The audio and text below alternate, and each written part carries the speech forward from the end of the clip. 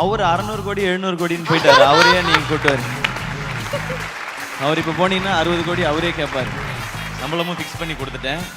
Percentage இல்லை, அது depends தானே. இப்போ ஒரு படம் பண்ணலான்றது அது அந்தந்த டைம் டிசைட் பண்ணோம். அண்ட் அவர் இப்போ ரொம்ப ரொம்ப பெரிய ஃபிலிம்ஸ் பண்ணிட்டு இருக்காரு. அதுவே எனக்கு சந்தோஷமான விஷயம். அதனால அவர் அந்த ஜேர்னியில போயிட்டே இருக்கட்டும். வெளியே ரொம்ப சந்தோஷண்ணே. சூப்பர்ண்ணே அப்படி சொல்லி. சூப்பர்ண்ணே.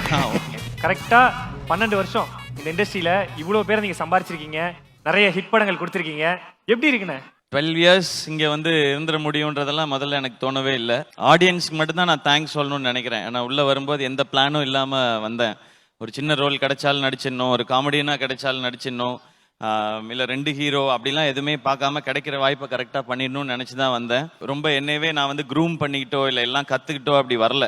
பட் நம்ம பையன் ஒருத்தன் அங்கேருந்து இங்கே வந்திருக்கான்னு சொல்லி கை தட்டிக்கிட்டே இருந்தாங்க. அந்த கைத்தட்டல் சத்தம் கேட்டு கேட்டு 12 வருஷம் அப்படியே ஓடிட்டே இருக்கு. இதுக்கு நடுவில் ஏதாவது கற்றுக்கணும், ஏதாவது புதுசாக பண்ணணுன்னு நினைக்கிறேன். அது எஸ்பெஷலி கோவிட்க்கு அப்புறம் அது எனக்கு அமைஞ்சதா இல்லை தாட் ப்ராசஸ் மாறிடுச்சான்னு தெரில. அது டாக்டரில் ஸ்டார்ட் ஆச்சுன்னு நினைக்கிறேன். ஓகே, இந்த மாதிரி கண்டென்ட்டும் நம்மளால் பண்ண முடியும் அப்படின்னு சொல்லி. ஸோ புதுசாக ஏதாவது பண்ணணும். அதில் முடிஞ்ச அளவுக்கு எல்லா ஏஜ் குரூப்புக்கான ஃபிலிம்ஸ் பண்ணிடணும்னு நினைக்கிறேன். ஏன்னா முதல்ல படம் 2 படம் சக்ஸஸ் ஆகும்போது எனக்கு ஃபஸ்ட்டு வந்த இது வந்து இதெல்லாம் 2 வருஷம் தான் தாங்கும் அப்படின்னு சொல்லி சொன்னாங்க. 10 + எக்ஸ்ட்ரா 2 வருஷம் வந்துடுச்சு இப்போ. ஸோ இன்னும் கொஞ்சம் வருஷம் ஓட்டிட முடியும் நம்பிக்கை இருக்கு. இவங்க கை தட்ட அது இன்னும் ஜாஸ்தியாகவே இருக்கு. ஏன்னா நான் அவங்க இந்த கைத்தட்டலுக்கு சின்சியராக இருந்தணும்னு நினைக்கிறேன். நான் நடுவில் நிறைய கன்ஃபியூஷன்ஸ்லாம் வரும். இப்படி பண்ணலாம் அப்படி பண்ணலாம் அப்படின்றதெல்லாம் ரொம்ப சிம்பிள். ஜனங்களுக்கு எது பிடிக்குதோ அதை பண்ணு, அவங்களுக்கு பிடிக்கலன்னு ரிஜெக்ட் பண்ணா அதை அக்செப்ட் பண்ணிக்கோ, கரெக்ட் பண்ணிட்டு திரும்ப பண்ணு. இது மட்டும் தான் மைண்ட்ல ஓடிட்டு இருக்கு. இன்னும் ஒரே ஒரு விஷயம், நமக்கு லைஃப்ல வந்து ஃபெயிலியர் வரும்போது பயம் வர்றது அப்படிங்கிறது நேச்சர். எனக்கு வந்து அதிகமான சக்சஸ் வரும்போது சக்சஸை பார்த்து பயந்துருக்கீங்களா?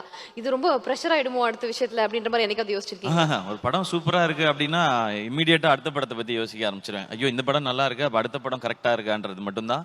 சக்ஸஸ் இது வரைக்கும் இதுதான் சக்ஸஸ் சூப்பர்னு நான் நினச்சதே இல்லை இது வரைக்கும். ஏன்னா நான் பார்க்குறது படத்தோட சக்ஸஸோ ஃபெயிலியரோ இல்லை, இந்த ஜேர்னியை தான் நான் பார்க்கணுன்னு நினைக்கிறேன். போகணும், இன்னும் நிறைய தூரம் இருக்குது. இப்போ நீங்கள் இன்னைக்கு இண்டஸ்ட்ரி வேறு இண்டஸ்ட்ரின்னு இருந்தது ஒரே இண்டஸ்ட்ரி ஆயிடுச்சு. நீங்கள் எங்கே வேணாலும் படம் கரெக்டாக எடுத்தீங்கன்னா எங்கேனாலும் அடிக்கும்ன்றது ஆயிடுச்சு. ஸோ நம்ம படம் அப்படி எவ்வளோ தூரம் ரீச் பண்ண முடியும் அப்படின்னு. இப்போ நீங்கள் அனிமல்லாம் அப்படி ஒரு எக்ஸாம்பிள் தான்.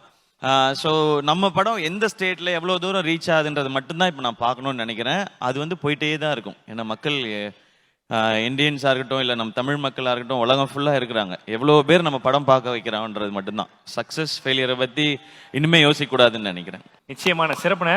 ஆனால் நிறைய வித்தியாசமான படங்கள் முயற்சிகள்லாம் நீங்கள் எடுக்கிறீங்க. அந்த முயற்சிகள் அட்டம்ப்ட்ல எடுக்கிறதுக்கு காரணம் ரசிகர்கள் மேலே இருக்க நம்பிக்கையா இல்லை வந்து உங்கள் மேலே இருக்க நம்பிக்கையா? ரசிகர்கள் என் மேலே வச்சிருக்க நம்பிக்கை.